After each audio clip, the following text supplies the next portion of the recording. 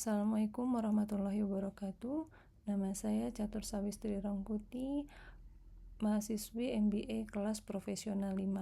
Saat ini saya akan mempresentasikan tugas final assessment dari mata kuliah Digital Leadership dengan judul Digital Leadership Case Study Facebook and Strategic Leadership of Sheryl Sandberg. Sebelumnya, saya sampaikan terlebih dahulu latar belakang dari studi kasus ini, yaitu pertama, Facebook sedang menjalankan transformasi digital untuk menjadi perusahaan teknologi platform based sebagai aktor utama ekonomi dan sosial global. Facebook berkembang sangat pesat dari jaringan sosial menjadi platform dengan miliaran pengguna dan memiliki pengaruh lintas negara. Skala yang ketiga yaitu skala dan kekuatan data menjadikan Facebook bukan sekedar perusahaan bisnis tetapi juga institusi digital dengan dampak yang sistematis. Yang keempat, pertumbuhan dari Facebook itu sendiri memunculkan dilema, yaitu dilema pertama, strategis monetisasi data versus privacy para pengguna, inovasi versus pada etika bisnis, dan yang ketiga pertumbuhan versus legitimasi publik. Yang terakhir dalam case study ini adalah bagaimana peran dari Sheryl Sandberg sebagai CEO menjadi tokoh sentral dalam mengelola dilema ini, khususnya dalam aspek monetisasi operasi dan hubungan dengan para pemangku kepentingan. Adapun konteks dari studi kasus antara lain, Facebook merupakan platform digital global dengan dampak sosial dan dampak ekonomi yang sistematis. Skalanya cukup besar, exposure-nya tinggi terhadap risiko etika, politik, dan regulasi karena Facebook bukan hanya pengaruh bagi individu, tapi dengan penggunaan yang miliar, Facebook juga memberikan pengaruh yang cukup besar dalam skala negara, yaitu politik. Sheryl Sandberg sebagai CEO merupakan arsitek monetisasi dan operasional global. Facebook bukan hanya sebagai perusahaan teknologi, tetapi juga sebagai institusi digital yang keputusan strategisnya berdampak luas kepada masyarakat lintas negara. Bagaimana gaya kepemimpinan strategis Sheryl Sandberg di Facebook?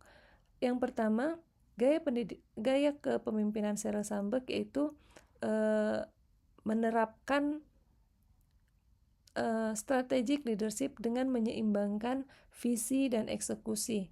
Yang Sandberg sangat efektif sebagai strategic eksekutor, namun kurang mendorong pada redefinisi etika sebagai bagian dari inti strategi. Dapat dijabarkan dalam 3 hal. Gaya strategik dan operasional leadership Sandberg fokus pada penerjemahan strategi menjadi eksekusi. Sandberg memastikan bahwa visi Facebook diwujudkan melalui sistem operasional, struktur organisasi, dan model bisnis yang berjalan efektif. Kemudian Sandberg juga menjadi jembatan antara visi teknologi Mark Zuckerberg sebagai pendiri dari Facebook dengan kebutuhan pasar, investor, dan regulator, sehingga pertumbuhan dari pengguna dapat dikonversi menjadi nilai ekonomi yang berkelanjutan. Dan yang ketiga, efek dalam eksekusi monetisasi dan scaling. Ia berhasil membangun mesin monetisasi iklan digital, memimpin pivot ke mobile first, dan menskalakan model bisnis Facebook secara global dengan konsisten. Namun gaya kepemimpinan Sandberg juga tidak sepenuhnya berhasil dalam segala aspek. Efektivitas Sandberg memang tinggi secara finansial, tetapi kurang proaktif dalam mengantisipasi dampak sosial dari skala platform. Sandberg berhasil membangun mesin pendapatan iklan digital, berhasil mengelola stakeholder, investor, dan regulator serta media, namun belum berhasil dalam manajemen risiko sosial dan etika, sehingga strategi yang digunakan masih bersifat reaktif. Kemudian juga terlalu fokus kepada pertumbuhan, growth oriented. Adapun model bisnis dari Facebook, sebenarnya Facebook itu tidak menjual produk kepada penggunanya, tetapi menjual akses kepada pengguna, yang kemudian data pengguna tersebut kemudian akan digunakan, diolah, dan dijual kepada para pengiklan. Model bisnisnya yaitu memberikan model freemium platform kepada para pengguna. Layanannya gratis, namun kemudian data dan attentionnya pada penggunanya itu dijual kepada pengiklan. Dan pada akhirnya 99% dari pendapatan Facebook merupakan pendapatan yang bersumber dari micro targeted advertising, karena Facebook mengolah data pelanggan sehingga benar-benar data pelanggan itu bisa menjadi data micro targeted advertising yang presisi, sehingga sangat membantu para pengiklan untuk mempromosikan produknya. Lantas bagaimana seharusnya kok nggak terekam ya? Apa tantangan eksternal yang dihadapi Facebook? Dengan menggunakan analisa pastel, kita bisa jabarkan sebagai berikut. Pertama, dari sisi politik, tentu tantangan eksternal dari Facebook itu adalah intervensi dari atau tekanan dari pemerintah atau intervensi pemilu. Seperti kita ketahui bahwa platform Facebook ini sangat umum digunakan oleh para pemangku kepentingan, dalam hal ini pemerintah atau dalam hal politik, sehingga tekanan-tekanan yang dihadapi oleh Facebook tentunya juga cukup besar dari pemerintah. Yang kemudian dari aspek ekonomi tadi, Facebook sangat tergantung dengan penjualan data kepada pengiklan. Yang ketiga, secara sosial, Facebook juga harus bisa menangani banyaknya kasus hoax, ujaran kebencian, dan isu-isu trust yang berkembang di platform Facebook tersebut. Yang keempat, berkembangnya teknologi AI, algoritma, dan inskripsi, tentu itu harus menjadi hal yang harus terus dikembangkan oleh Facebook untuk tetap relevan.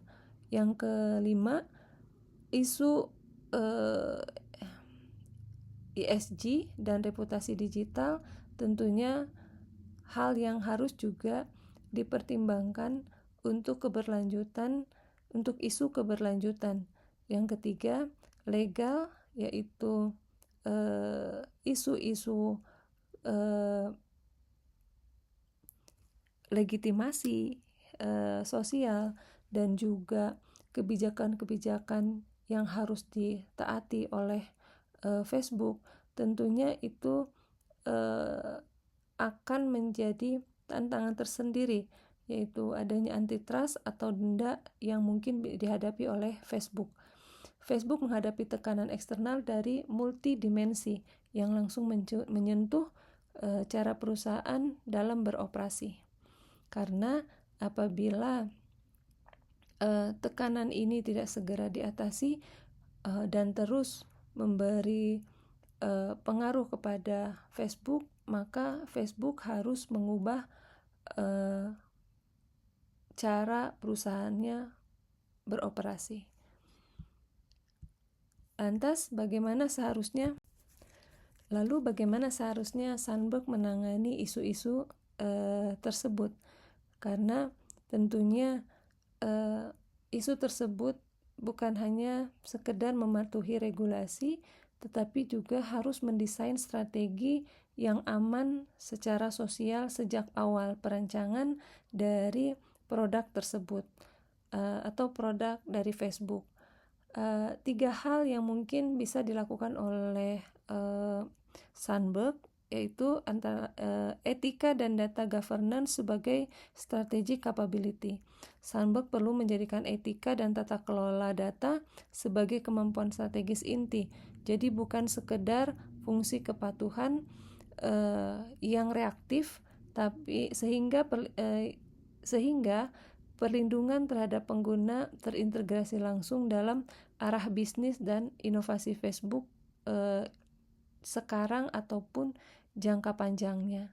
Kemudian yang bisa dilakukan yang kedua, compliance dan proactive design. Tadi disampaikan agar pendekatan kepatuhan harusnya bergeser dari yang reaktif menjadi yang proaktif, menjadikan desain yang proaktif di mana produk, algoritma, dan kebijakan dibangun sejak awal untuk meminimalisasi risiko privasi dan sosial. Yang ketiga, transparansi algoritma data dengan peningkatan transparansi atas cara algoritma bekerja dan bagaimana data digunakan. Itu penting untuk memulihkan kepercayaan dari publik serta memperkuat legitimasi Facebook di mata regulator dan para pengguna. Mengapa strategi pivot perlu dilakukan? Strategi pivot ke mega apps. Mengapa perlu dilakukan? Pivot ini bersifat defensif sekaligus ofensif untuk mempertahankan bisnis yang sekarang dan relevansinya di masa depan. Jadi pivot ini merupakan strategi yang bisa dilakukan untuk mempertahankan bisnis secara jangka panjang. Pertama, mengapa penting? Untuk mengurangi ketergantungan iklan yang sangat erat kaitannya dengan isu Facebook yang tergantung pada yang erat hubungannya ya, isu Facebook sangat tergantung pada pendapatan iklan ini karena Facebook sangat tergantung pada data pengguna. Yang ini juga rentan terhadap tuntutan dari para pengguna. Kemudian karena Facebook harus meningkatkan user stickiness-nya. User stickiness yaitu bagaimana Facebook bisa membuat pelanggannya menghabiskan lebih banyak waktu menggunakan platformnya, bukan hanya sekedar bersosialisasi atau bersosial media, tapi juga menambahkan fitur-fitur lain yang mungkin bisa dikembangkan, antara lain seperti halnya yang telah dilakukan WeChat, menciptakan ekosistem yang sangat kuat dan sulit ditinggalkan. Hal ini tentunya membuka sumber pendapatan baru seperti payment, komersial, e-commerce, sehingga pendapatan Facebook ke depannya akan lebih terdiversifikasi dan berkelanjutan dibanding hanya mengandalkan dari pendapatan iklan. Tentunya dalam mengembangkan mega apps, Sandberg menghadapi tantangan sebagai seorang pimpinan. Tentunya dibutuhkan kepemimpinan yang efektif dalam menghadapi tantangan ini, ditambah dengan beberapa isu dan tekanan multidimensi yang dihadapi oleh Facebook. Antara lain tantangan tersebut adalah integrasi teknis. Dari sisi teknis, Sandberg menghadapi tantangan untuk mengintegrasikan Facebook, Instagram, dan WhatsApp di mana 3 platform itu tentu memiliki arsitektur sistem yang berbeda, tujuan produk yang berbeda, dan ekspektasi yang berbeda juga dari para pelanggannya. Tentu ini akan memiliki resiko teknis yang cukup tinggi. Kemudian isu privacy dan trust. Penggabungan layanan akan memperbesar volume dan sensitivitas data. Sementara kepercayaan publik saat ini terhadap Facebook sudah mulai tergerus. Hal ini tentunya membuat kekhawatiran privasi menjadi hambatan utama dalam mengadopsi mega apps. Yang ketiga yaitu persaingan dengan platform-platform besar seperti Apple, Google, dan Tencent. Tentunya tiga perusahaan besar ini sudah memiliki basis ekosistem, basis pelanggan yang cukup loyal dan juga besar. Adapun strategi yang bisa dilakukan yaitu pendekatan yang dilakukan secara bertahap. Transformasi ke mega app perlu dilakukan secara incremental agar resiko-resiko teknis, sosial, dan regulasi dapat dikendalikan. Yang ketiga, privacy by design. Prinsip perlindungan data harus ditanamkan sejak tahap perancangan produk, bukan ditambahkan setelah masalah muncul yang sifatnya menjadi reaktif. Trust before scaling, yaitu Facebook perlu menyelesaikan kepercayaan publik terhadapnya sebelum melakukan ekspansi secara besar-besaran. Karena ekspansi secara besar-besaran dengan adanya trust issue tentunya akan menciptakan masalah yang lebih besar. Adapun kritik terhadap kepemimpinan Sandberg, memang dalam case ini adalah Sandberg, tapi dua kepemimpinan ini memiliki kesamaan, yaitu pertama, kritiknya adalah kepemimpinan antara Mark dan Sandberg dinilai memiliki kesamaan, yaitu terlalu menekankan pertumbuhan pengguna dan pendapatan. Jadi sangat growth dan revenue oriented, sehingga aspek-aspek lain lebih agak tertinggal seperti etika bisnis, dampak sosial, dan privacy tertinggal atau lamban untuk ditangani secara reaktif. Faktanya, secara organisasi, Facebook dibangun di atas kombinasi visi teknologi Mark Zuckerberg dan eksekusi bisnis dari Sandberg. Jadi menggantikan salah satu atau keduanya tentunya akan beresiko menimbulkan disrupsi besar terhadap arah strategi, budaya, dan stabilitas perusahaan. Maka opsi untuk mengganti salah satu atau keduanya bukan opsi yang tepat pada saat ini. Maka solusi yang bisa ditawarkan antara lain mungkin reformasi governance. Masalah utama bukan pada individu, bukan pada individu Sandberg ataupun Zuckerberg, tetapi pada sistem pengelolaan yang belum cukup kuat untuk mengimbangi skala dan dampak platform. Karena itu, reformasi tata kelola menjadi kebutuhan yang lebih mendesak dibandingkan menggantikan figur salah satu atau keduanya. Kemudian penguatan mekanisme pengawasan independen, pembentukan dewan dan fungsi independen yang mengawasi isu etika, privasi, dan tata kelola diperlukan agar keputusan strategis tidak hanya didorong oleh pertumbuhan bisnis, tetapi juga legitimasi publik dan keberlanjutan yang jangka panjang. Masalahnya bukan pada pemimpinnya, tetapi bagaimana sistem kepemimpinan tersebut dirancang. Adapun dampak privasi dan regulasi terhadap model bisnis Facebook antara lain adalah kepemimpinan Facebook harus menyesuaikan strategi dari ekspansi data yang agresif menuju pengelolaan data yang bertanggung jawab dan berkelanjutan. Privasi dan regulasi memaksa Facebook mendefinisikan ulang cara menciptakan nilai dari data yang mereka miliki. Pertama, yaitu membatasi akses dan pemanfaatan data. Tentunya ini akan berdampak pada ruang gerak Facebook dalam mengoptimalisasi data pelanggan yang mereka miliki sebagai aset bisnis menjadi lebih sempit karena terikat dengan regulasi. Yang kedua, menurunkan presisi iklan. Dengan adanya pembatasan data, mengurangi akurasi dari micro targeting advertise atau targeting iklan yang menjadikan keunggulan utama Facebook dalam menawarkan nilai kepada pelanggan. Kemudian meningkatkan biaya compliance karena adanya regulasi yang kuat. Kepatuhan terhadap regulasi menuntut ekspektasi besar pada sistem, proses, dan tim hukum, serta meningkatkan resiko adanya denda dan tuntutan hukum. Yang keempat, mengancam legitimasi model bisnis lama.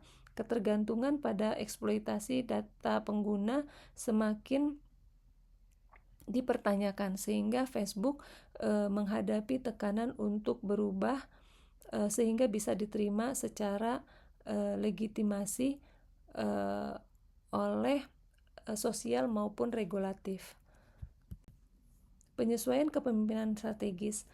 Hal yang perlu dilakukan yaitu melakukan penyesuaian terhadap kepemimpinan strategis. Yang pertama, etika dan trust menjadi KPI dari strategi. Jadi bukan sekedar fungsi kepatuhan, tetapi menjadi indikator kinerja yang strategis masuk ke dalam KPI, baik itu dalam pengambilan keputusan maupun dalam desain produk. Yang kedua,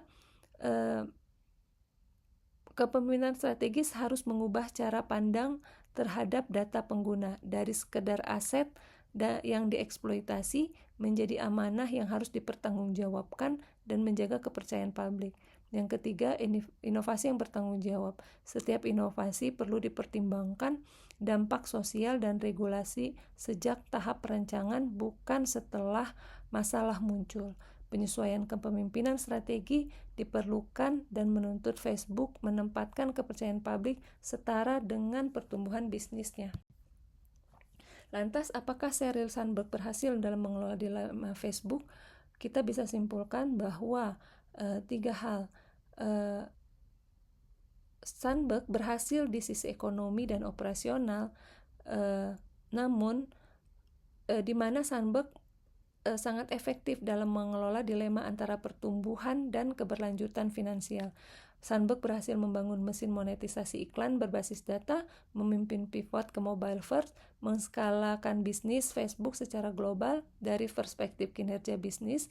Dilema growth and sustainability financial berhasil diatasi oleh Sandberg.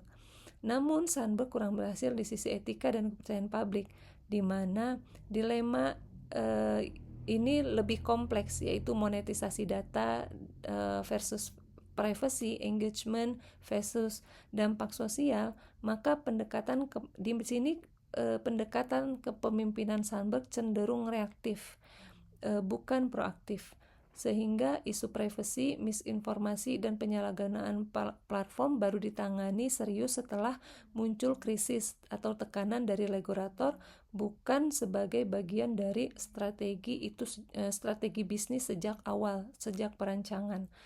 Dilema tidak diselesaikan, hanya dikelola sementara. Sandberg mampu menunda eskalasi krisis dan menjaga stabilitas bisnis jangka pendek, tetapi tidak sepenuhnya menyelesaikan dilema struktural Facebook sebagai platform berbasis data. Akibatnya, masalah legitimasi sosial akan terus berulang. Jadi, Sheryl Sandberg mungkin berhasil mengelola dilema Facebook pada sisi bisnis, tetapi kurang berhasil atau belum berhasil pada sisi legitimasi sosial dan etika digital. Kesimpulannya, yang bisa diambil pembelajaran utama dari studi kasus Facebook dan kepemimpinan Sheryl Sandberg adalah kepemimpinan digital. Dalam konteks kepemimpinan digital, Sandberg terbukti sangat bagus sebagai strategic operator yang sangat efektif, khususnya dalam membangun mesin bisnis, mengonversi visi teknologi menjadi nilai ekonomi, serta menskalakan operasi Facebook secara global.